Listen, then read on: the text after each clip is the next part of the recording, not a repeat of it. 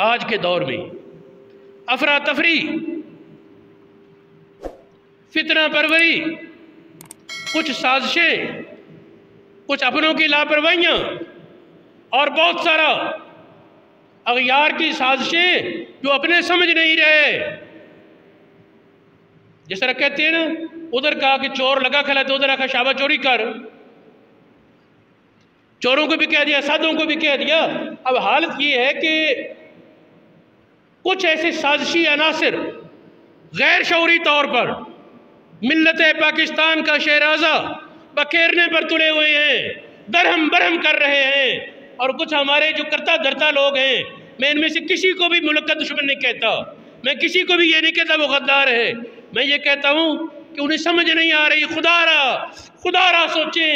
ملک ہے تو آپ کی سیاستیں بھی ہیں، ملک ہے تو آپ کی کرسیاں بھی ہیں، ملک ہے تو آپ کی افسریاں بھی ہیں، ملک ہے تو آپ کا اقتدار بھی ہے. اور اگر خدا نخواستہ ملک پر زوال آتا ہے تو نہ کسی کی سیاست بچے گی، نہ اقتدار بچے گا، نہ کرسی بچے گی. ابھی وقت ہے، آگ لگی ہے، شعلے بلند ہیں، لیکن ابھی بجھایا جا سکتا ہے، اس الاؤ کو بجھایا جا سکتا ہے. ابھی وقت ہے.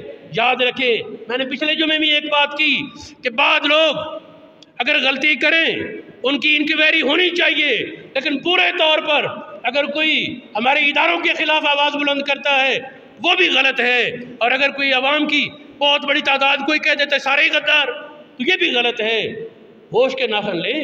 غدار کون؟ محمد الرسول اللہ کے غلام، تمہارے بھائی، ایماندار، کلمہ گو. کیا غداری؟ بھی ایک بات جو تمہیں پسند نہیں اسے کو پسند ہے. سب لوگوں کو ایک بات پسند نہیں ہوتی. میرے عزیز سامعین، میں اپنی گفتگو کو انہی الفاظ پر سمیٹتا ہوں.